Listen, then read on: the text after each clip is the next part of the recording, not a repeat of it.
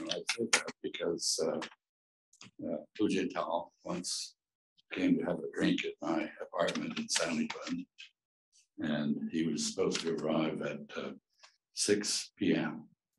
And at 5:59 and 59 seconds, there was a knock on the door, and he came. And it was supposed to be an hour-long event, and at 6:59 and 59 seconds, he went out the door. So I'm very appreciative of precision and timing. I think we have a great panel to conduct a totally unstructured free-for-all on all sorts of issues today. And I'll just briefly tell you who they are. I'm sure you, first of all, I'm Chaz Freeman, and I'm a retired diplomat, businessman, and speaker on various topics I know something about, and some I don't know anything about at all. And I would like to introduce the four panelists. Ambassador Susan Elliott, who was, I think your last job, Susan, was as a foreign policy advisor at UConn. Right. In fighting, presumably. And, right. Yeah, no, actually, I was in Stuttgart. In Stuttgart. Okay. So Susan was ambassador to Tajikistan, headed the political section in Moscow, was the Deputy Assistant Secretary for Central and South Asian Affairs at the State Department, was also the Executive Secretary there, which is kind of the administrative processing heart of the department. Make the trains go on time. Exactly. And Dr. Carolyn Kissane is at Columbia University. She's the NYU, sorry, I told you. It's my graduate work. Okay, all right, that's what it is. Okay, academic director of the graduate programs in global affairs and global security, conflict, and cybercrime at the Center for Global Affairs at NYU, and is a clinical professor where she teaches graduate level courses examining the geopolitics of energy, comparative energy politics, energy, environment, and resource security, and climate change and security, all the things US and China should be cooperating on and aren't. So welcome, Carolyn. Lieutenant Colonel Chad Sbragia is now at the Institute for Defense Analyses, where I was on the board for 8 years. It's improved greatly since then, I think, with my departure. This is the Secretary of Defense's think tank, basically. Chad, prior to this, was the Deputy Assistant Secretary of Defense for China at the Department of Defense. And also he served as director of the China Research Group for the US Marine Corps. His Marine service in the Marine Corps included a tour as Marine Attaché at the US Embassy in Beijing. And finally, over there, way on the left as usual, is Dr. Orville Schell, who's nothing less than a legend in the China field. I think Orville's written, what, 15 books? 10 of them are on China. And he's now the director of the Center on US-China Relations at the Asia Society in New York.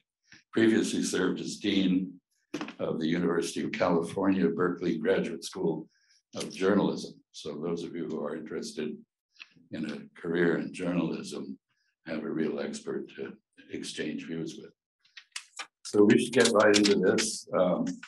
Nobody wanted to say anything at all to open the session. We all understand that the state of US-China relations is terrible. On the other hand, important things are happening. On Monday, Xi Jinping will go to Moscow. Following a very significant peacemaking role, still a work in progress between Riyadh and Tehran in the Middle East. And he will also apparently talk to Mr. Zelensky in Ukraine, whether that means he's going to fly to Kyiv with the approval of the Russians or talk on a video, I don't know. But obviously China is becoming globally engaged on a level that is quite unprecedented. And I wonder which of you would like to take a guess Susan, would you like to tell us exactly what's going to happen in Moscow on Monday? I wish I knew. I served twice in Moscow during my diplomatic career, so it will be interesting to see what happens. But thank you, Chaz, and thanks to all of you for inviting me to come. And I think, as Chaz pointed out, well, what are the global implications or things that are going on? And, I guess the one thing that I would say as an American and seeing the things that Chaz just mentioned about the brokering of a deal between Iran and Saudi Arabia, the bringing forward of a peace deal for Ukraine, shows you at least the interest or the influence that the Chinese government is trying to have on global policy. And what I hope, I'm not with the US government anymore, but what I hope is that the US would maybe not overemphasize our fears of China's growing influence, but rather try to work on those kinds of things. I think if we bring our best game forward and don't give up dialogue and discussion, I think that's the best way, to go. Not to dismiss this peace plan, but I'm encouraged that President Zelensky will talk to President Xi as a way of, maybe looking for alternatives to, how to stop the conflict or the war in Ukraine. And I would hope that, our country and the US would also look for ways, because as a diplomat, and I can stop here, but as a diplomat, I'm always for looking for, diplomatic solutions rather than military solutions, to conflicts. But I think, we would be, it is in the US's interest to be involved in these kinds of things and not to just dismiss the actions of China. And that means we need to have dialogue. And I think it was unfortunate after the balloon incident that we Secretary Blinken didn't go to Beijing to have private discussions with the Chinese, because I think the organization I work for now, we do track 2 discussions, and they're private, non-government discussions among parties. We talk with people in Beijing. We do cross-strait discussions between China, mainland China, and Taiwan. We also have discussions on North Korea. We even have discussions with people from Northern Ireland, so we do a wide variety of things.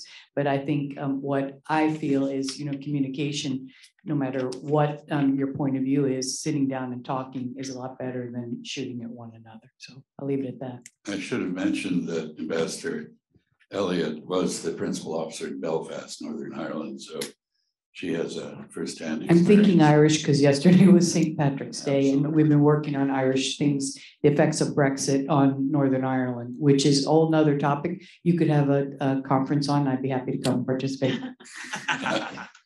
So I think the problem of Secretary Blinken not going to Beijing illustrates a basic structural issue in our relationship. And I know, Orville, I want to ask you later, because I know you made a proposal for the sort of eminent persons group to talk to each other about how to repair the relationship. But in the meantime, it appears that principally because of differences over the Taiwan issue, all of the discussions on climate change and all of the subjects that Carolyn Kissane deals with are not happening. So I wonder, Carolyn, what, in the absence of a constructive, productive US-China bilateral relationship, what is it that we can do to deal with issues like climate change, which after all threaten all of us? Well, thank you so much. And thank you for that very important question. And it's really a pleasure and an honor to be here. And many thanks to the tremendous work of the organizers. I've been very, very impressed and great to see all of you out here today. It was interesting because this connects back to the earlier panel on sustainability.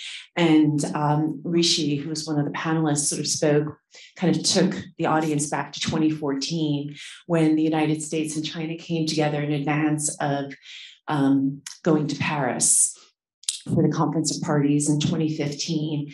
And that was really very significant because the United States and China agreed to cooperate. And that's one of the reasons why Paris is considered to be a successful COP.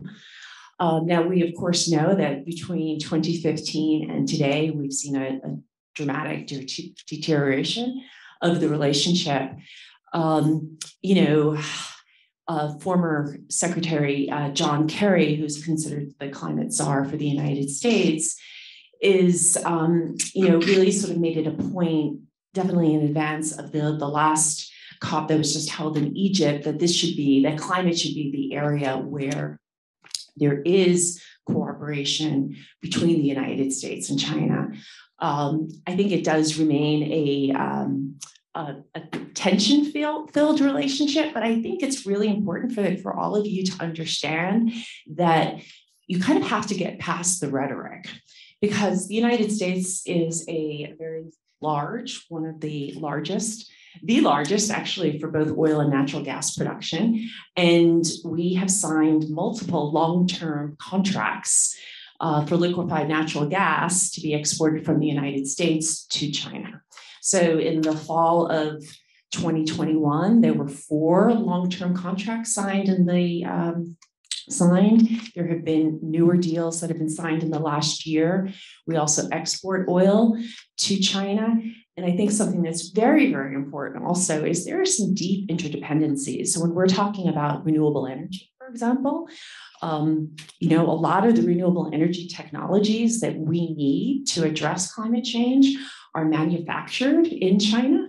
So when we're thinking about solar panels, when we're thinking about wind turbines, when we're thinking about batteries, China is a very, very important country for the export and the manufacturing of those inputs. Something else that I think a lot of people also are not aware of, so critical minerals and metals. So China processes 85% of all of the critical minerals in the world.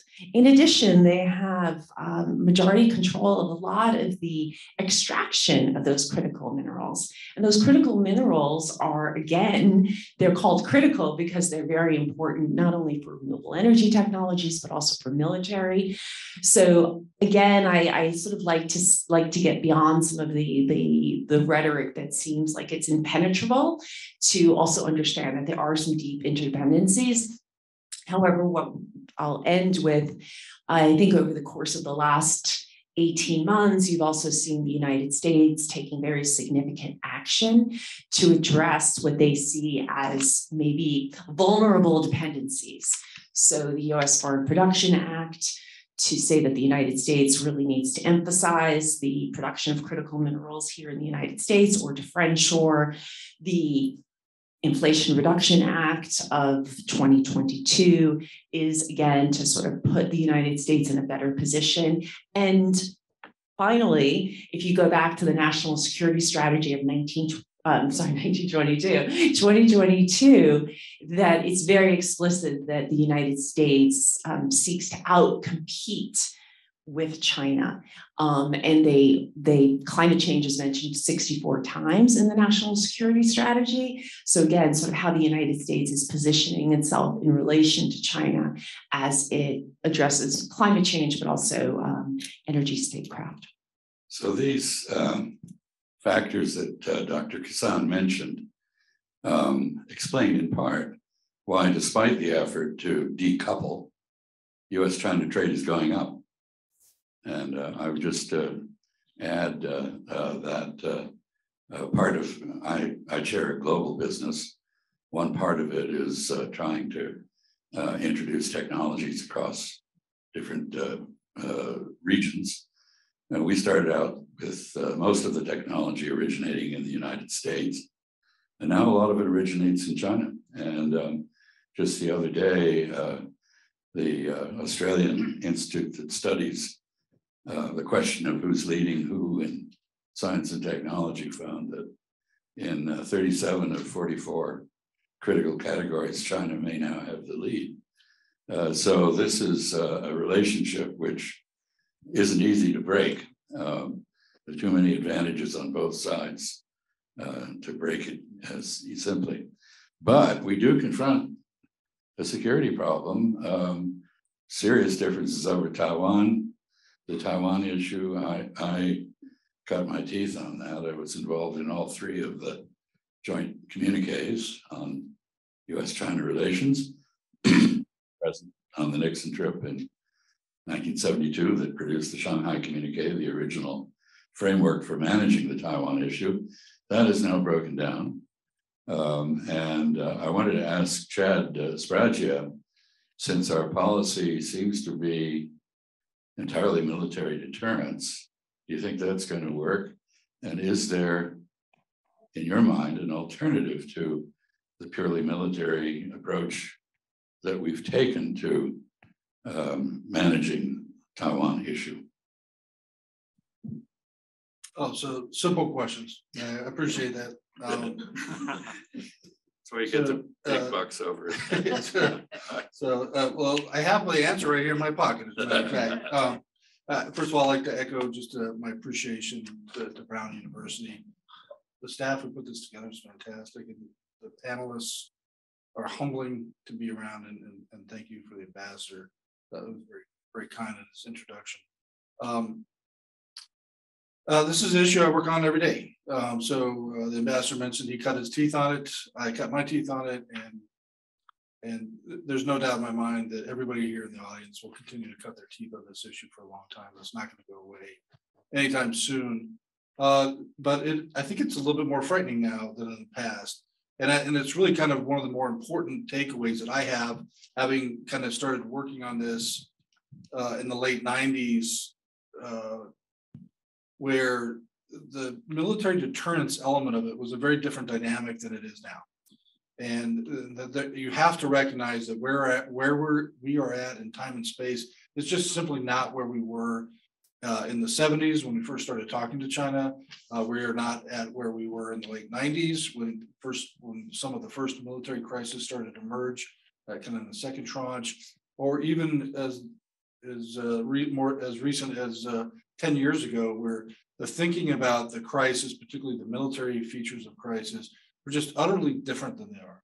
So the framework that you have from a lot of military leaders, defense leaders, is simply looking at the problem that they have across the strait and trying to understand what the force component of force and statecraft is and how it can serve this broader end. And that's changing as a dynamic of recognizing this is a significant problem. This is not just driving a couple carriers up across the strait that would deter one side. There's a component of deterring both sides, kind of a pivotal deterrence concept here. But then I think I would add to it kind of from a defense lane, which is the policy side of it, or the statecraft side of it, is also becoming much more muddled now. So these longstanding policies of how we thought about and how we treated Taiwan, these are changing in a dynamic way because of changing perceptions about China writ large. And so the military in some ways is reacting to the military change that they see as across strait balance, but they're also reacting to some of the political dynamics that are changing as well. And it's really put them in a tough spot. I do hear very frequently from a lot of the China watchers about how, these military characters, they're kind of driving us towards conflict. And having sat in those commands and listen to these debates, I don't think that it seems a very superficial characterization of what they're thinking about it.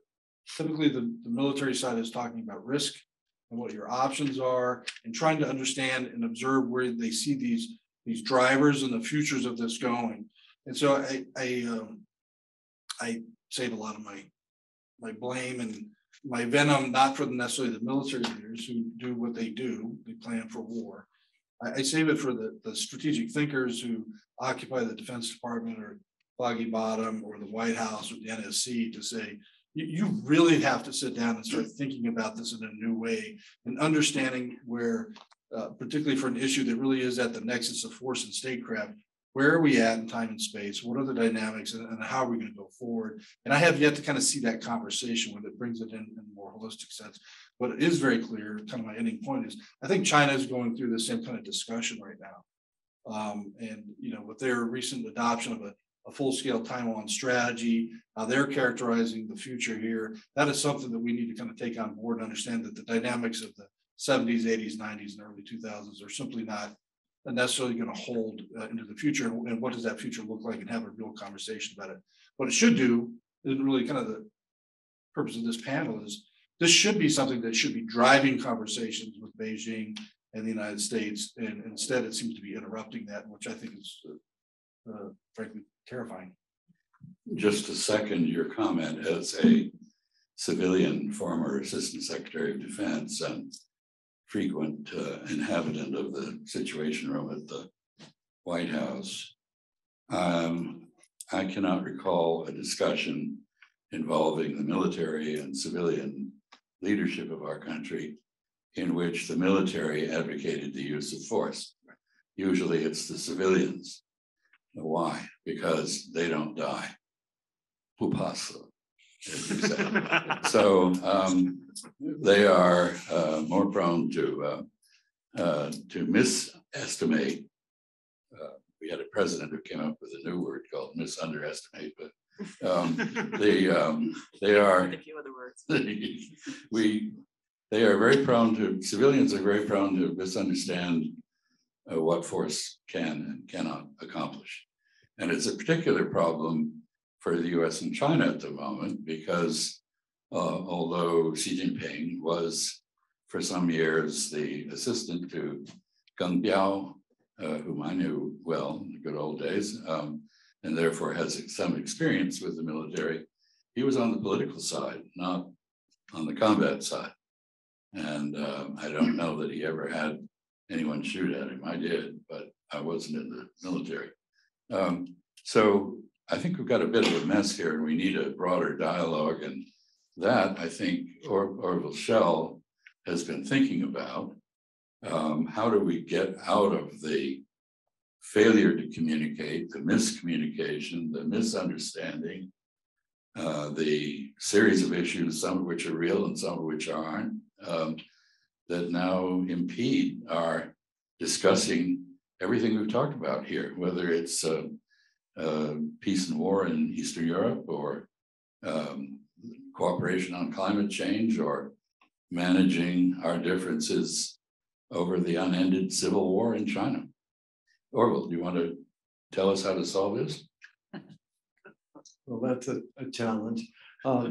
First, just very nice to be here with you all. You ask how we're going to get out of the situation we are in. Perhaps it would also be helpful to ask, how did we get into it? Sure. Because I think all of us sitting here, we all were weaned on and grew up on what came to be known as the policy of engagement. And Chaz, you were present at the creation in 1972 when Nixon and Kissinger went. They didn't call it engagement then, but that was the beginning. And if you had said to me a few years earlier, before the reform movement started, when I was first in China in 1975, that what was going to follow under Deng Xiaoping would happen, you know, the Gaigo Kaifang reform and opening, I would have thought you were crazy. There was not one hint anywhere that within China itself was the capacity, the willingness, the interest in becoming other than what you could see in the Cultural Revolution. And yet it happened. And why did it happen? It happened because I think Deng Xiaoping was a very pragmatic man. He was not a nationalist. He didn't emphasize that notion that was always sort of a through train in the Chinese Communist Party's posture towards the outside world. Those of you who are Chinese will know this, you know, 敌对势力, hostile foreign forces. He didn't emphasize that. And that was a form of reciprocity. He wanted to get along. I went on the trip, Chaz, you were probably there too, when Deng Xiaoping came to Washington. I went to Texas with him to the rodeo and to Atlanta. I mean, the body language of the Chinese leadership was we're here to bury the hatchet. Not completely, we have different systems, but we can work this out. And I remember vividly when a cowgirl came over on a quarter horse in this little rodeo we went to in Texas and slapped a 10-gallon cowboy hat on Dung's head. And I thought, bingo, this is high theater. This is good diplomacy. This is sending a message all over China because it was the first time Chinese were seeing live what was going on here. And it was sending a message all over America. Now, we went along, the 1980s was one of the most extraordinary periods that I have lived through, spent much of it in China. I can't tell you the level of optimism. The foundations from America were there, the universities were, the ballet troops, the orchestras, the whole damn thing was coming together. And yes, it was different systems. And yes, they were still locking some people up in China, but still we worked it out. There was a willingness, a reciprocity. Hu Yaobang, an amazingly sort of innovative open party general secretary, Zhao Ziyang also. Even Jiang Zemin, who at the time, many of us thought was a bit of a clown. And I went on the trip with Bill Clinton, and I didn't think he was a clown at all. As we walked into the Great Hall of the People, I don't know, were you there? I was there. And it was suddenly announced that the press conference between Bill Clinton and between Jiang Zemin would be broadcast live all across China over radio and television. I thought, oh my God. And those two got in there and they were like two vaudeville actors. They were really enjoying each other's company. And I remember at one point, Jiang Zemin made the kind of amazing statement. He said to Bill Clinton, he said, you know, I have a question for you. Why is it that you Americans are so interested in Lama Jiao, in Tibetan Buddhism? And then Bill Clinton went off on a tear. And Jiang Zemin grabbed the podium finally and said, well, with the president's permission, I think we'll end this portion of the conversation. And Bill Clinton said, no, he said, I want to tell the Secretary General of the Chinese Communist Party that he met the Dalai Lama. I think he'd really like him. Well, you know, Jiang Zemin was trying. And the thing about Jiang Zemin was he wanted to be soluble, negotiable in the outside world. He wanted to run with the big guys. He wanted to be more like Bill Clinton. Okay, I'm not going to go through all of history here, but I want to say this by way of answering your question, Chaz. Something happened. And 1989 was a terrible blow, but Jiang Zemin came back, brought reform back and in a significant measure. Now, Xi Jinping is another kettle of fish. He really does not, I think, believe it's possible to continue some version of engagement. And so engagement died. It was the best flight out. It was American diplomacy at its best to try to change things without war. And the Chinese Communist Party, to a significant degree, responded. So why did it end? Final thought. I can't answer that. And I'm not sure how the hell we get out of this.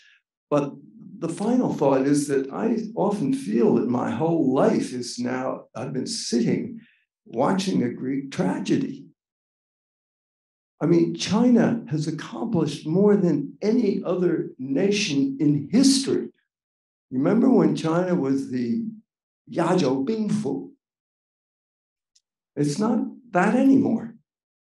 And it got to be wealthy and powerful. Fuchang, remember that? By being part of the world, by working with America, working with Europe, working with everybody. So what the hell happened here?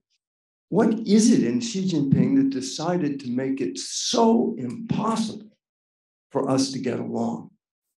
I really search, I'm a spent many years criticizing the American government about many things, but I cannot find what America actually did wrong to destroy engagement. So I just throw that out here to say that I think things will change eventually. I think there's some things we can do. There's one program I just heard about. I think it's wonderful to do cancer tests, cancer trials in the US and China. Climate change, absolutely. But China won't talk. They won't play ball. If we don't give them Taiwan, if we don't give them the South China Sea, if we don't give them the Diaoyuda, the Senkaku Islands, if we don't do this, that, and the other, won't pick up the phone even. So there we are. Now, maybe some of you Chinese students have some thoughts about what is the key we need to put in the lock here to turn reciprocity back on again.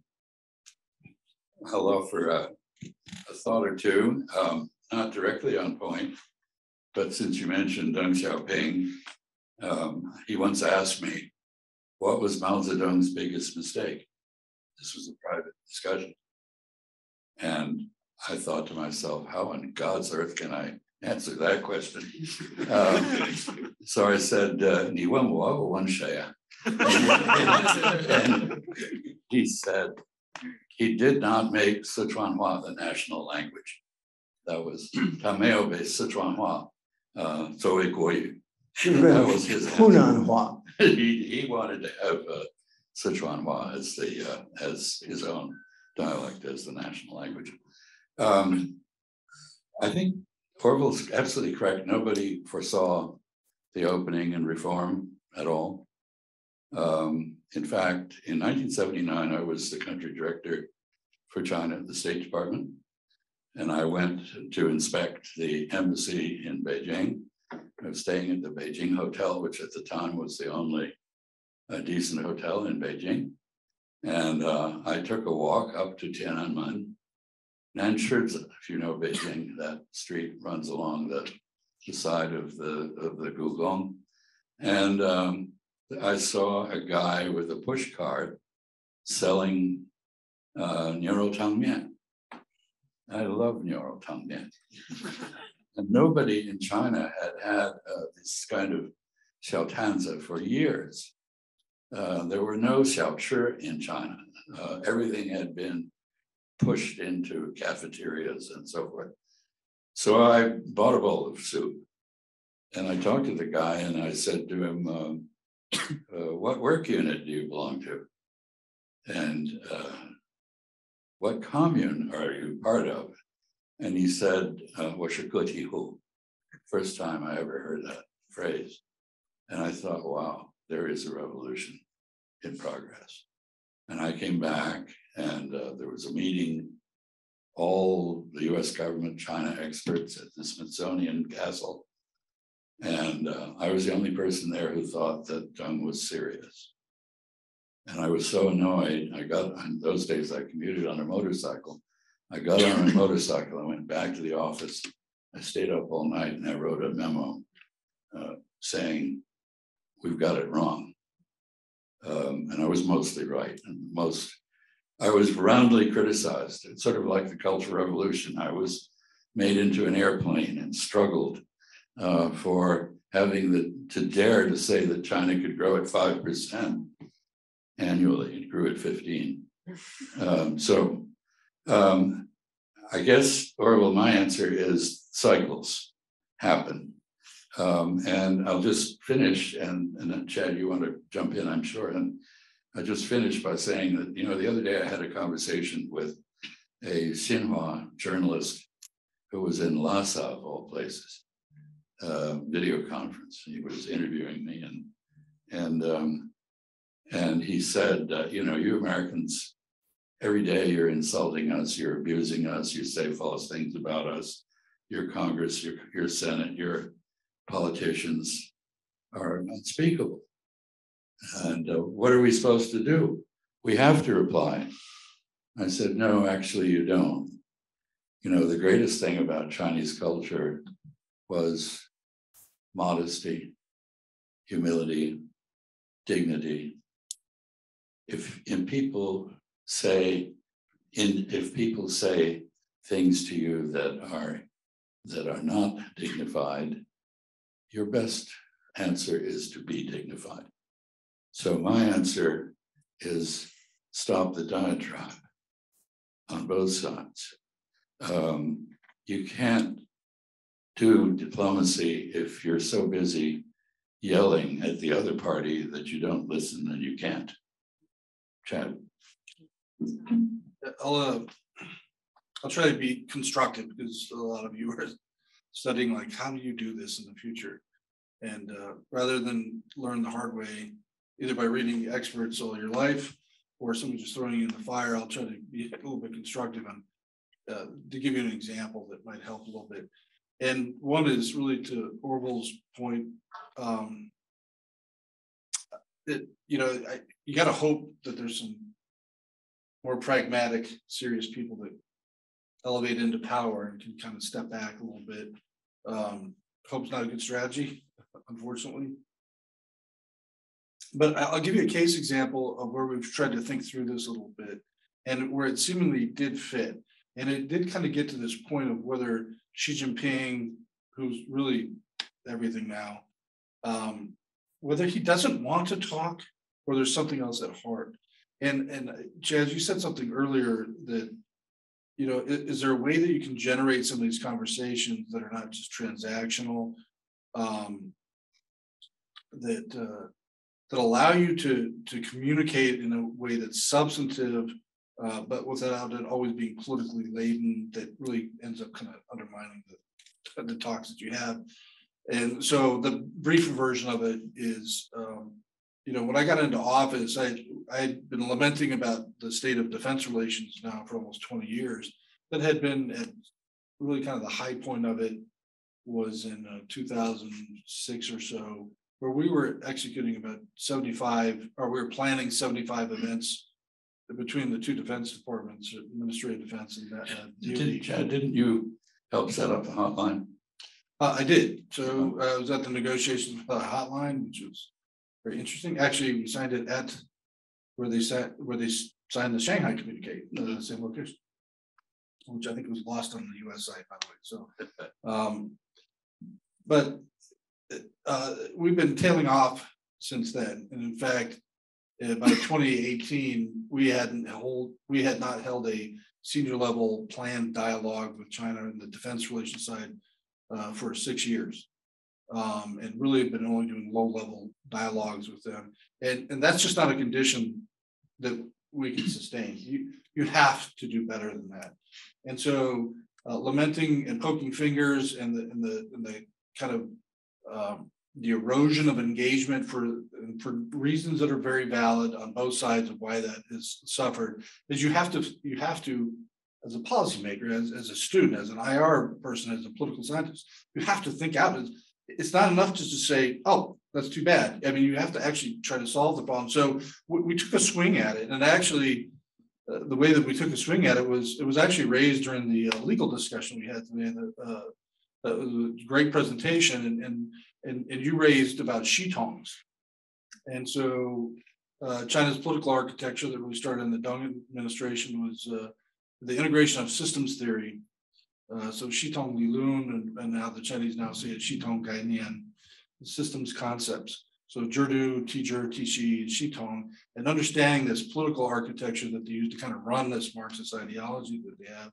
We said, well, what if we move away from kind of this traditional diplomatic frameworks that we use and we adopt the one that the Chinese are using? And maybe that would be a formula by which we could lay out a more predictable, sustainable approach to having talks particularly in an area that is extraordinarily difficult to sustain over time, as the record shows. It became a very complicated piece, too long to discuss here, but in the end, we called it the policy dialogue system. In this case, it was a Tishi system composed of several Shitongs that each have Jigers in them, or mechanisms, because that's how you build systems thinking.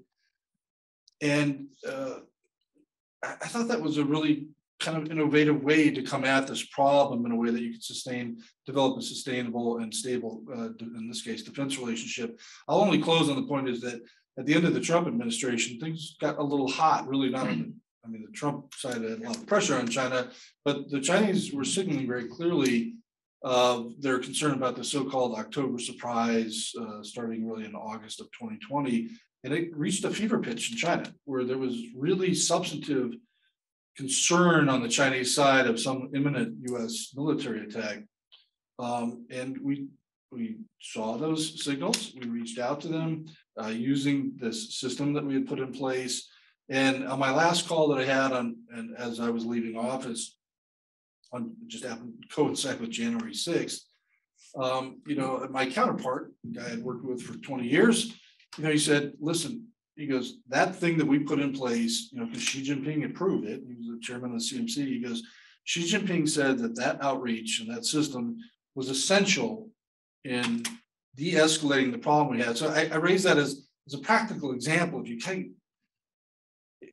it's not enough to be frustrated. You have to figure this out. I don't know if everybody here understands that this is the election eve. Right. And the suspicion in China that the outgoing president was going to pull some kind of military operation against China. Right. And apprehensions in China rose very high. And in this case, the system worked, which if you think about what I call the balloonacy, which we went through a little while ago, that didn't work. Right. Well, in this case, the Chinese sustained this, and I'm not a particularly political or partisan person, but our side ended this structure. Right. And so, but as an example for folks who are dipping their toes into this world is, it's not enough to just say that we failed or we're having problems. Your mission is you got to figure it out.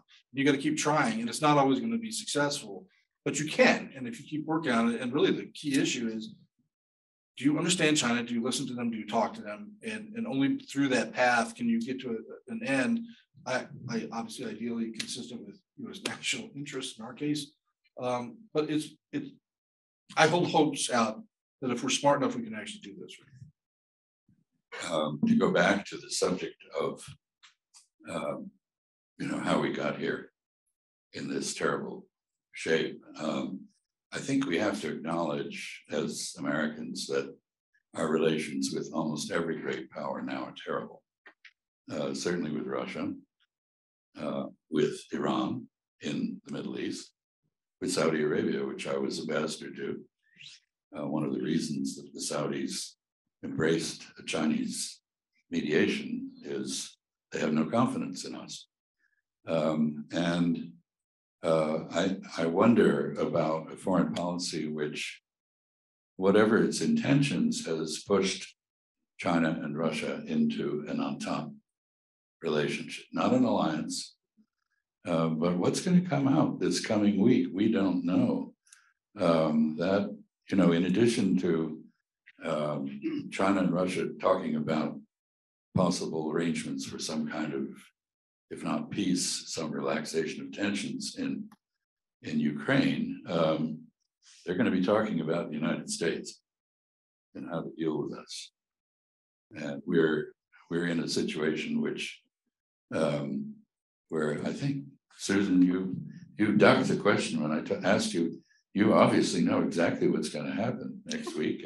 Well, no, but I think you brought up a really good point is, have we, the US, because of mistakes that we've made, pushed Russia and China closer together? So I do think, and even, following up on what you said about US-China relations, I served in Moscow after the fall of the Soviet Union, 92 to 94. If you'd asked me in 1992 if we would be where we are today with Russia, I wouldn't have believed it. Maybe I was a naive American. And I don't at all condone any of the actions that have taken place that Putin has taken against the Ukrainian people. I think it's horrible. But on the other hand, how did our relationship, not only with China, is it all Xi Jinping's fault? No, I don't think so. But even our relations with Russia, how have they gone so far off track? And I think the result is, I wish I had a crystal ball or maybe a microphone to know what the two leaders would say. But I think, I guess for me, in trying to be optimistic, is that when you look at what has happened since the Nixon administration, and the U.S. is a bigger trading partner with China than Russia is. The U.S. has and has a lot of good reason to try to figure out how we can have, I don't know if I want to say restore, but have some kind of a good relationship with China, and to figure out what's going to happen now with the relationship with Russia. I think we can see that China has been hesitant, should I say. There have been the reports that they're going to give military assistance, lethal assistance to Russia. We haven't seen that. They have been a trading partner where they have been involved. So it will be interesting to see what happens, because in my mind, I don't think China wants to be. China and Russia aren't the same. And I think that's a mistake that perhaps the US media has made, is once Russia invaded Ukraine, people say, okay, well, China will be next. They're going to take Taiwan militarily. And one thing I will say, just to follow up a little two fingers, we do private discussions with Chinese scholars, not with Chinese government officials. We had a discussion. It was a cross-strait discussion, so there were colleagues from Taiwan as well, right before the 2020 election. This was a big topic of conversation. Is then President Trump going to create some kind of a military incident to help him win the war? And we, obviously, I don't work for the government. I didn't know what President Trump had in mind, but I couldn't have believed that he would do that. So we could at least have a discussion and try to understand their fears and then tell them what we thought. But this was something, it's interesting for me to hear you say that, Chad, because I was very, it was just very interesting to hear what our Chinese counterparts said to us. And I was so glad that we had a channel of communication, and hopefully what we said, well, I'm sure someone was listening because we did it, virtually, but they could hear what we said. So I again think that this is an opportunity also for the US, if Zelensky talks to President Xi, that we figure out a way that we're not going to be left out of what might happen. Because I think, I'm not saying that his peace plan is the right plan, but we all need to be working together to try to figure out some kind of solution to a very, horrible and difficult situation. Well, we do know one thing that's going to come out of the meeting in Moscow next week, and that is an intensification of the China-Russia energy relationship. And one of the consequences of the deterioration in great power relations, whether it's US-Russia, US-China, China and Russia, of course, have been pushed together, is a major restructuring of the global energy picture, not just hydrocarbons, but many other things. And would you like to talk a little bit about that? Sure, I'd be happy to. It's a whole remapping, kind of a reshaping of the geopolitics of energy. Just as a point to your comments about your time as the U.S. ambassador to Saudi Arabia, I mean, the U.S. relationship with Saudi Arabia was also sort of developed over time, and oil for security kind of relationship. And as soon as the United States sort of had less need for imported oil, because we were a very major producer, we have become a very major producer, you saw a political distancing from Saudi Arabia. So I sort of put that out there because what we saw happen, China brokering a deal between Saudi Arabia and Iran, is also, there's an energy aspect to that equation. Saudi Arabia and Iran are two major suppliers to China for their imported oil. I think it's really important. I like to always go back to 2014 when talking about sort of Russia and China. So in 2014, in May of 2014, so it was in March of 2014 that Russia annexed Crimea, or the first invasion of Ukraine by Russia. And in May of that year, China and Russia signed a massive natural gas deal, and that was the beginning of the Power of Siberia. That eventually became the Power of Siberia pipeline, one of the longest natural gas pipelines in the world. Now, it's also interesting to sort of know a little bit of the back history, because that was a deal that was being negotiated for over 10 years. It got signed in May of 2014 because ultimately, China was able to put extra pressure in terms of the price. So Russia needed a partner. They needed to be able to sort of send their gas east. So China being the largest importer of oil and natural gas, it made sense. Just recently, in just the right before, if you all remember, so it was February 24th, 2022, that Russia reinvaded Ukraine. And a couple of weeks prior to that, China and Russia also engaged in yet another long-term natural gas pipeline. So I think we have to sort of remember that China is energy hungry. They need a lot of energy. So part of their statecraft is also to make sure that they secure energy supplies and have a diversified supply of energy. They don't want to become over-dependent on one country. So I think that's an important part of the relationship that China now has with Russia. If you look at what's happened since February of 2022, you have seen more sort of Russian production going east. So it's not just China, it's also India. India is one of the largest sort of takers of Russian oil, and because they're able to buy it at a discounted price.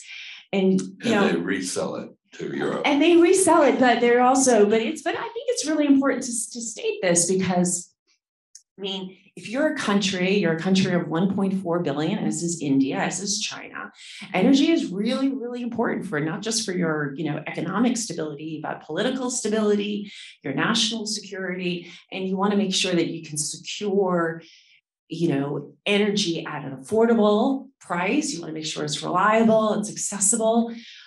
So, we have a long history of, things that we've done to make sure that we've been able to secure, our required energy supplies.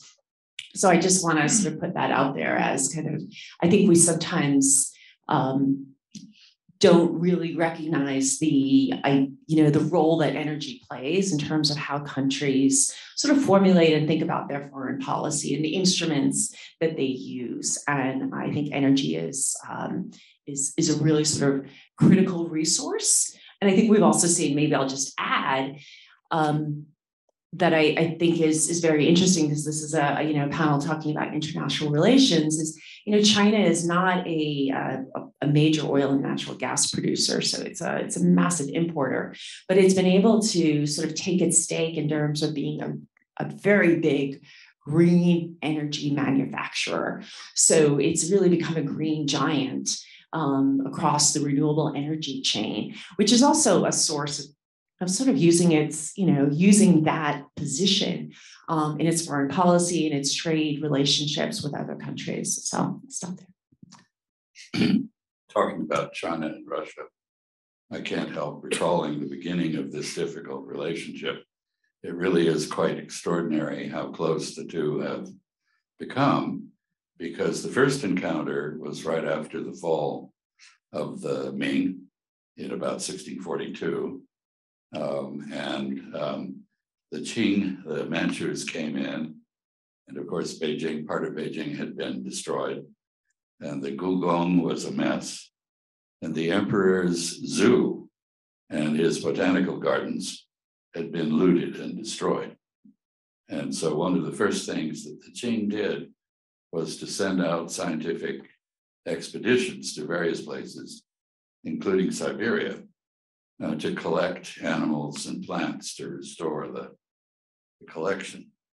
And they got up to Siberia just at the moment when Russian Cossacks had arrived. It was winter, and the Cossacks were hungry, and they ate a lot of the Chinese scientists. And 4 Chinese scientists made it back to Beijing and reported there are hairy cannibals up there. This was not a good start to the relationship. A few years later, however, about 20 years later, the Treaty of Nepchinsk, in Chinese, was signed, and the Russian Orthodox Church got a 16-hectare compound in the middle of what is now Beijing City, where the Russian embassy now is. And I'll just tell you one story about that, because the embassy building was designed by Nikita Khrushchev, who was not a famous architect in my recollection. Anyway, when you went into that place, there was this huge hall, entry hall, with a giant chandelier, fancy glass up above, like the ones in the Moscow subway. And after the building was finished, the Soviet experts came to check to see if there were chetingchi in the walls, eavesdropping devices. And they couldn't find anything. Finally, they got to the ambassador's office, which was right over the main entry hall. And right in front of the ambassador's desk, they lifted up the rug and they found electrical emissions.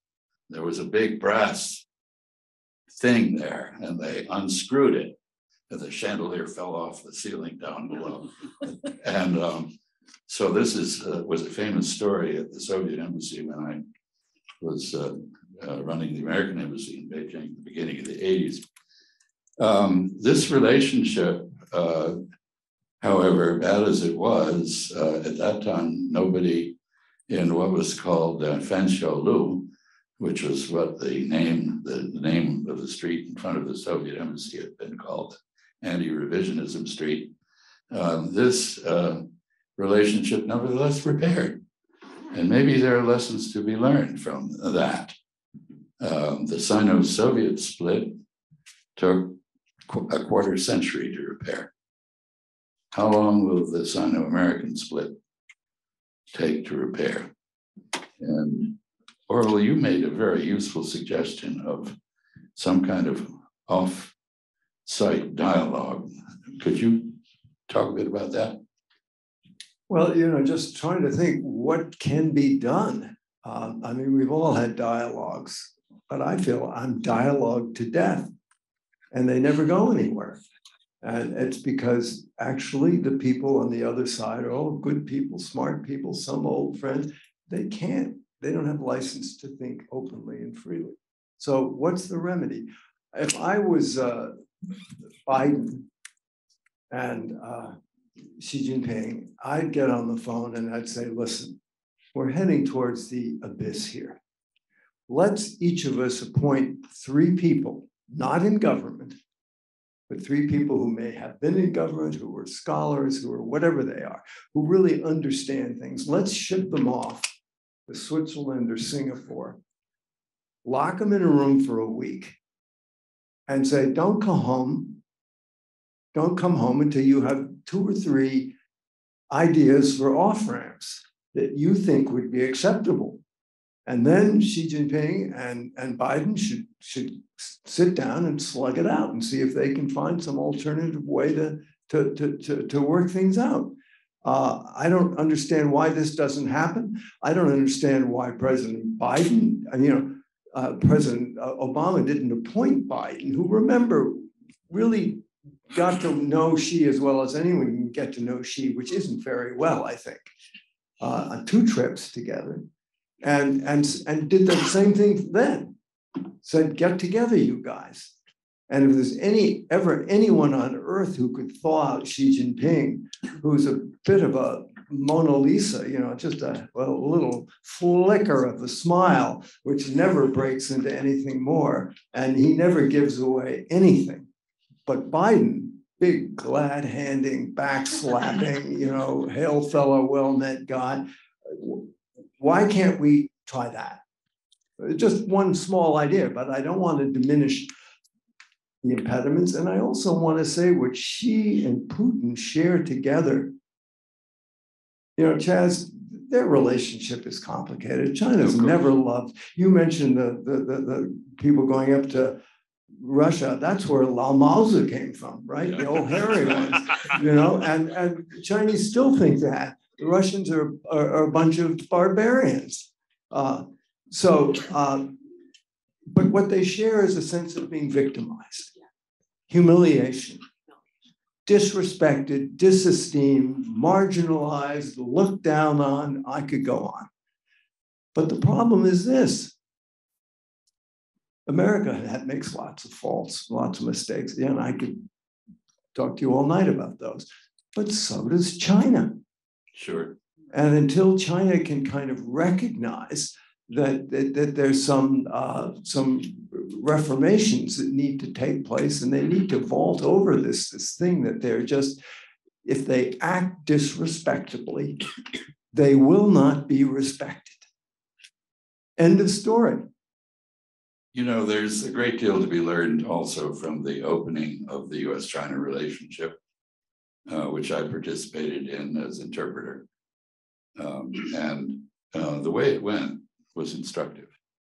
The two sides sat down and said, with regard to, let's say, a situation, what's happening in the Soviet Union, let's say. How do you see that?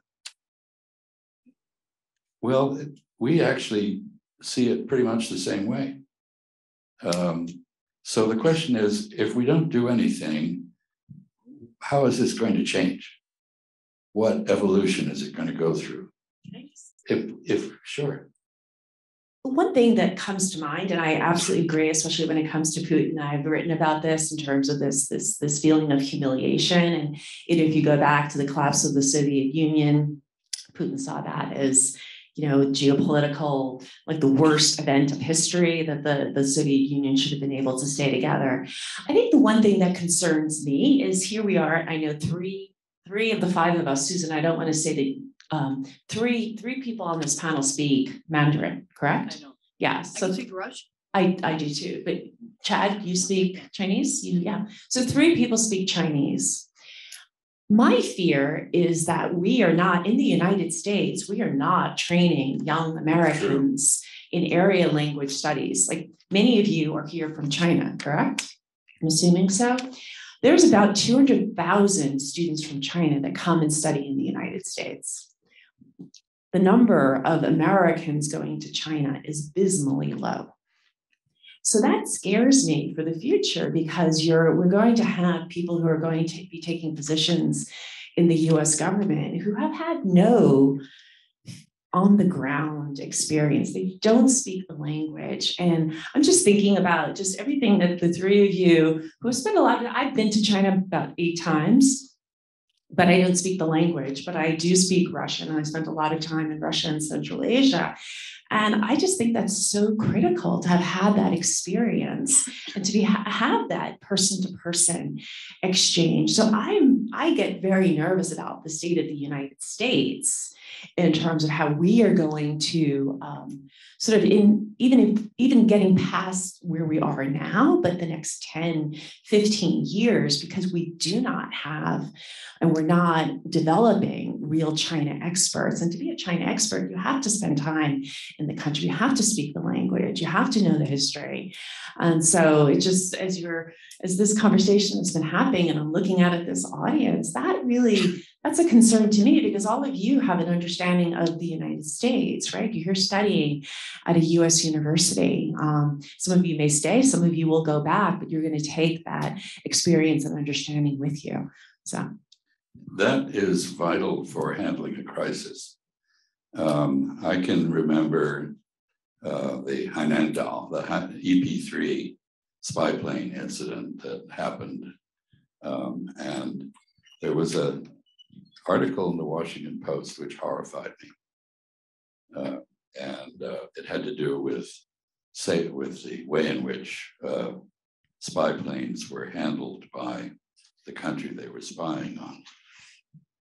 And it was quoted several US generals and admirals saying, God damn it, we spent 50 years working out rules of the road with these damn communists, and now they're not following those rules. But of course, they were referring to the Soviet Union, not to China. The Soviet Union routinely flew aircraft along the coast of the United States. China did not. So there was an element of reciprocity. So here is an example of cultural parochialism and blindness that was really serious. I want to go back, if I could, just to finish the thought on diplomatic dialogue, how it starts. First, you ask the question, how do you see this? If there are points in common, you then say, well, let's note that some of those things are good for both of us. Some are not good for one of us, they're good for the other. But how could we increase the common interest here? What might we do? And if we can't do it together, can we coordinate separate actions that have the effect of creating a parallel effort? And this is diplomacy. This is how Nixon and Kissinger began their relationship with China. And I think we really do need Orville to go back to the very beginning and start from zero, the ground up. How do we see the world? Why do we see it that way? Do we really see it differently? Now, you mentioned Jiang Zemin and his Chuyangxiang comment ability, which was quite notable. I went to see him on September 10th, 2001, the night before 9/11. I was with Helmut Kohl of Germany and Zbigniew Brzezinski, the three of us. And they asked him questions about foreign policy. And I asked him, tell me about the three represents. How did you come up with this idea? What does it mean? And of course, he cited the Gettysburg Address. But he went beyond that. I said, well, you seem to be saying that class struggle should no longer continue in China. And if there's no class struggle, in Marxist terms, how is there a dialectic? And what's your answer to that? This is the head of the Chinese Communist Party. He said, well, Marx was a great social scientist. He's probably the father of all social science. I'll accept that. He said, but he was working in a library in London in about 1850 on the basis of data from the 1840s, and there was stuff he just didn't know about. He said, he never could have imagined antitrust policy. He didn't understand stock markets. He said he didn't know quantum theory. He said, I'm an electronic engineer. Without quantum theory, my profession would be impossible. He said, he didn't know the theory of relativity. He said, and he hadn't read Samuelson, the basic text on economics, and I have. And he didn't have Milton Friedman as a friend. So he said, Marx was a scientist. If he were here today, scientists put out hypotheses. If they don't work, they change them. He's not here, so we have to do it for him. I thought, wow. So change can happen. It does have something to do with personalities.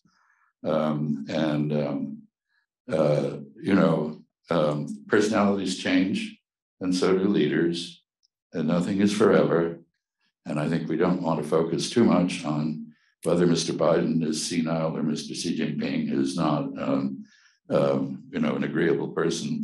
They'll move on. Life will deal us with a new reality. And I have watched Chinese politics now for 60 years, I guess. And I have seen periods of tension and periods of relaxation. And I'm quite optimistic about the long term, but we're going to have a hard time in the short term, I do believe. And since you're all young, you're living in the short term. So I think we've come close to the end of this session, and we haven't solved a single problem as far as I can tell. Would you like to tell us what we should have talked about but didn't? Yes.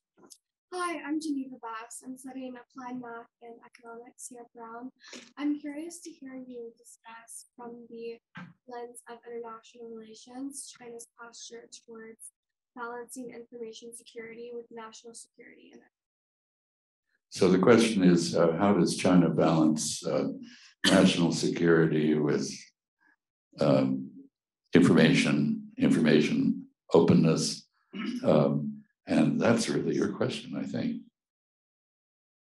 So internally, domestically in China, or more globally? I'm thinking more globally in regards to international relations and its dynamic with information security, with looking at cybersecurity and how that dynamic works within international relations. Specifically, I suppose we can narrow it down. Yeah, so I'm just back from Doha. Actually, I just got back yesterday and I was there for a global security forum. And this was a big issue in terms of cybersecurity, information security, disinformation. Countries such as China, Russia, North Korea.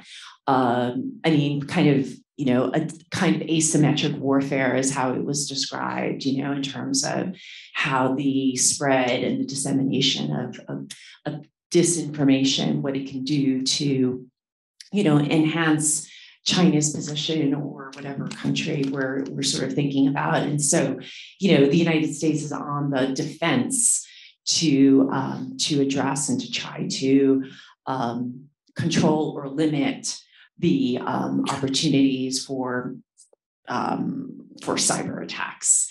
A lot of what I heard in Doha was about the fact that, a lot of what's happening between, for example, the US and China, a lot of it is happening in terms of in the cyber domain. And it's pretty complex to try to control it. Does it fit under sort of the realist paradigm of international relations? And this is just about, which country captures power. But it's definitely, when you look across US government agencies, this is, something of great concern. Also, with regards to sort of gaming out what could happen between China and Taiwan, this has also been a big concern with regards to the cables, and that there could be an attack on the cables, which could do significant damage, but just have very significant economic implications as well. So this is all, I think, being addressed. I think Chad's going to pick up here. Just a two-figure. My recommendation, to provide a recommendation, is my former boss, a guy named Dr. David Dorman. He's retired, but still crazily gets up and translates everything in China every day. So, but he's done a long series about China's digitization, and that brings in aspects of cyber issues, information technology, business stuff, and a lot of his work. And he's certainly reflecting about China just issued their digitization, national digitization strategy and plans 2 weeks ago. But this has been a long build-up, but you just Google David Dorman and digitization, China. There's only going to be one guy, and he's got a series of stuff. It's excellent. It's all authoritative, and he does what you're supposed to, which is read the Chinese, understand them, and then communicate that in a way that's authentic. When we're talking about the information environment, I think I'd like to ask Orville to comment, because I had a friend who was a very prominent journalist in World War II and later. In 1947, the United States had 2,700 foreign correspondents abroad. The newspaper scene in this country was extraordinarily diverse. Most newspapers were locally owned and operated. There were wire services that connected down to the world, of course. But we've had massive consolidation. We have oligopolies controlling news. I think the number of American foreign correspondents now is slightly over 100. I don't know the exact figure. The net effect is that we are wallowing in an information monopoly, basically. The diversity of opinion in the mainstream media is very low. On the other hand, you have social media, which is a democracy in which everyone's opinion is of equal value, apparently, whether they know anything or not. And so we hatch conspiracy theories and so on. I think we have not found a modern way of solving the dilemmas that technological change and economic change have produced in the area of journalism. Orville, this is your subject. Yeah, I think we really are in a crisis when it comes to, we have this globalized world, and yet we're having a very diminished capacity to report on it. And I should also say, Chaz, apropos of your question, it is almost impossible to get a visa to go to China to report. Sure. And they've kicked out almost every single correspondent from every major media outlet. And it is small-minded, it is petty, and it is exactly the kind of absence of reciprocity the State Department has labored long and hard the last couple of years to try to get some kind of a new agreement on both sides to send people back and forth. So it's that kind of diminishment of the commons, particularly in information, that I think exacerbates the disinformation, the lack of knowledge, and just fundamental misunderstanding that does go on. So I worry about that, and I think it's a very important piece of the puzzle. And here, you know, we are a very compromised society, but we do not prevent people from coming here and covering America. China does. End of sentence.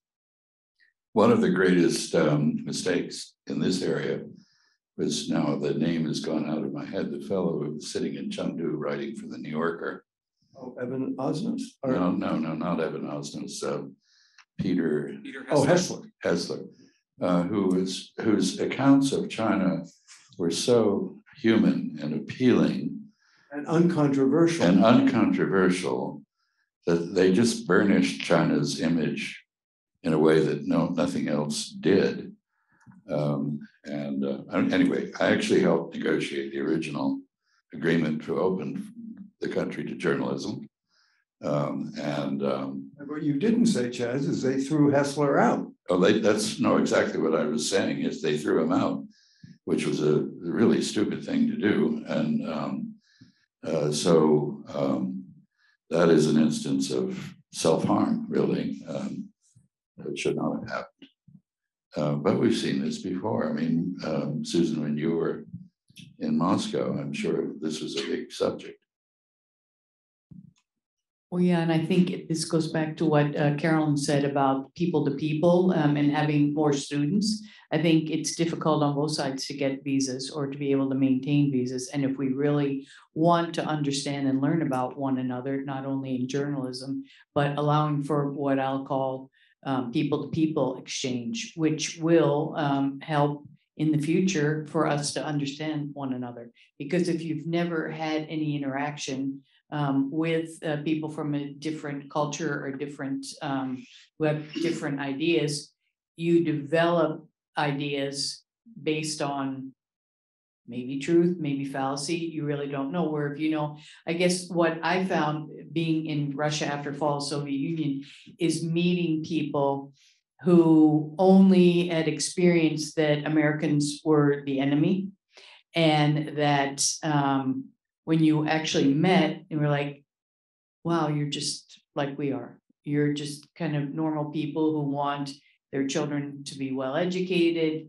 maybe want to have a nice apartment or a car, very similar, that you're not an enemy. I mean, I even met a friend of mine who we met his father, he was in Cuba at the Bay of Pigs. So, and it just showed how once the people-to-people connection was made, in fact, when they did allow Russians to come into the US Embassy compound, I invited Russian friends, because before that, in Soviet times, we weren't allowed to have any contact at all. So even if you were living in Russia, you weren't allowed to have contact with regular people. You could only live in certain places. You could only interact with people, with the government. So that's why I guess, and going back to one of my other comments about, I really am just sad, I guess, that we have gotten to where we've gotten. And a lot of it, I think it goes back to maybe Putin feeling disrespected.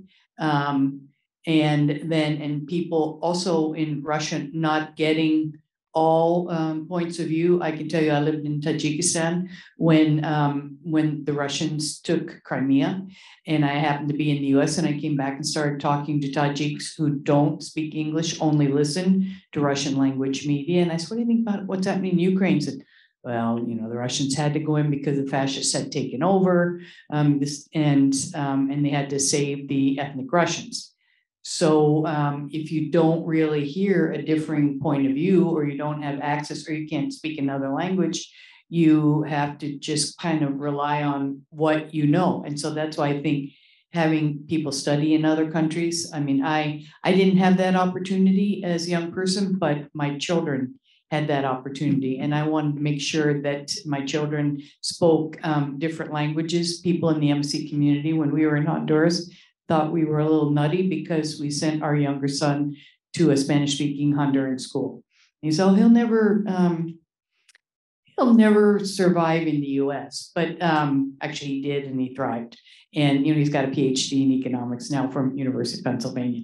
So I just say that as, you know, people to people, and really trying to understand one another. And countries that are closed, you really, and when you get there and you meet them, you say, hey, there's not that much difference among us. Yes, we're different, but we can learn to respect and understand one another's culture. So that's my soapbox for the end of the conversation. I hope the end of the pandemic and lockdowns and so on allows the restoration of tourism. There were millions of Chinese coming here, millions of Americans going to China.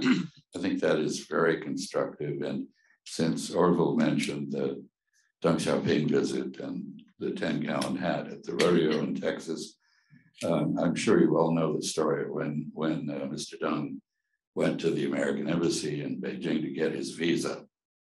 And of course, he didn't speak English, and the visa officer didn't speak Chinese. So visa officer said, where are you going? And Mr. Deng thought he was asking, what's your name? So he said, Washington. He said, oh, Washington. Oh. And what do you plan to do there? And Mr. Deng thought he was asking for his visa. So he said, Xiaoping. And he said, oh, shopping. That makes a lot of sense. Anyway, misunderstandings happen, but they can be corrected. So I think on that note, perhaps we should recognize that the time is up. And thank you all for your patience. And thank you.